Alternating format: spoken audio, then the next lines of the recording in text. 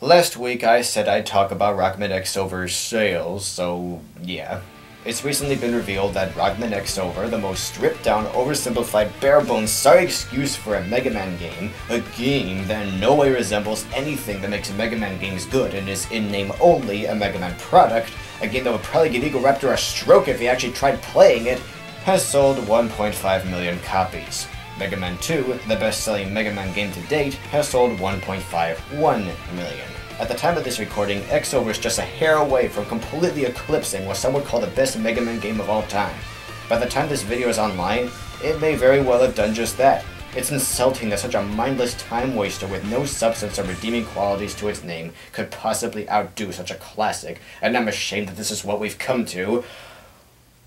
Or rather, that's what I would be saying, save one little thing that I don't think enough people are taking into account. One thing that kind of makes Xover's achievement seem pretty moot. When I said it sold 1.5 million copies, I was being facetious. The truth is, Xover hasn't sold a dime. It's a freemium game, guys. Any money Capcom is able to make off this game won't come from that first initial purchase, but from subsequent in-app purchases. We don't know how much money they've made that way, but I honestly don't care. The point is, Xover's sales are a joke. You can't compare it to those other games because these are completely different circumstances. Another thing you have to keep in mind is that this game is selling in Japan. And over there, the mobile market is so big, it's downright stupefying. As hard as it may be to pry a kid away from their iPhone or iPad over here, it's even crazier in Japan. Everyone's into mobile games over there these days. As it is, I think Xover's popularity is unique to Japan, and even if Xover was sold over here, I don't think it would sell quite like that, even as accessible as it is. Look at it this way.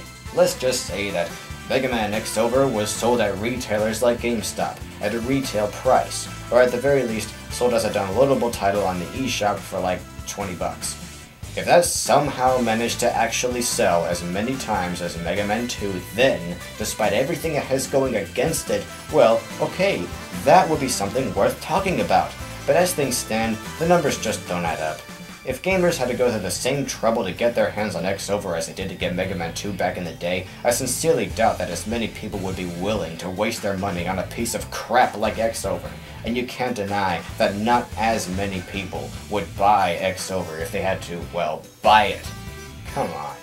Whether it sells or not, it's a lose-lose deal for us Mega Man fans. To quote Steven Strife, the creator of Freedom Planet, a game with many Mega Man-ish influences that I plan to LP later this year, either we didn't buy the game and Capcom used that as justification to kill off the series for good, or we bought the game and Capcom used that as justification to stick exclusively to mobile games in the future of the franchise.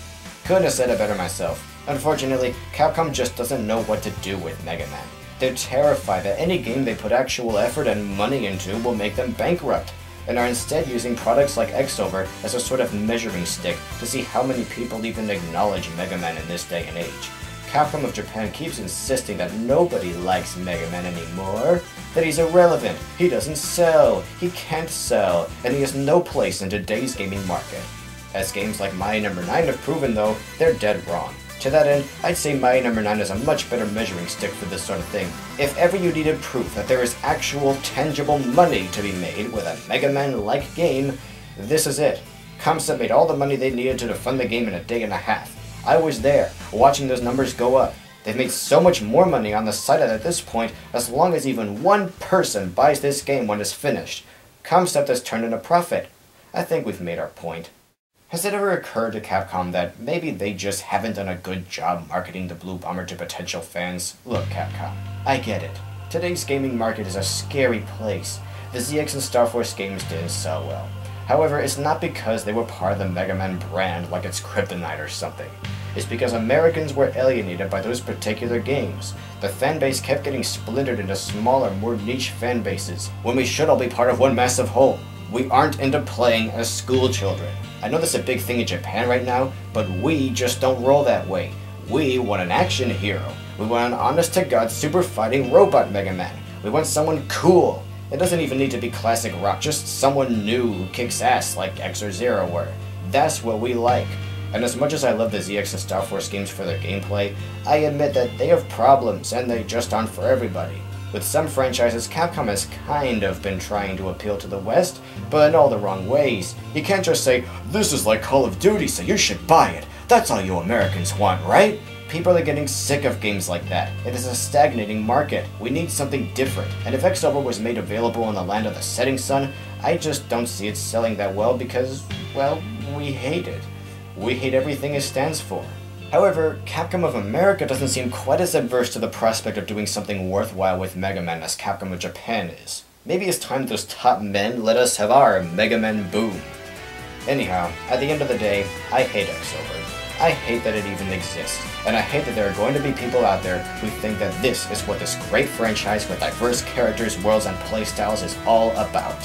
However, despite that, it still doesn't bother me much because no matter how much it sells, Xover is anemic.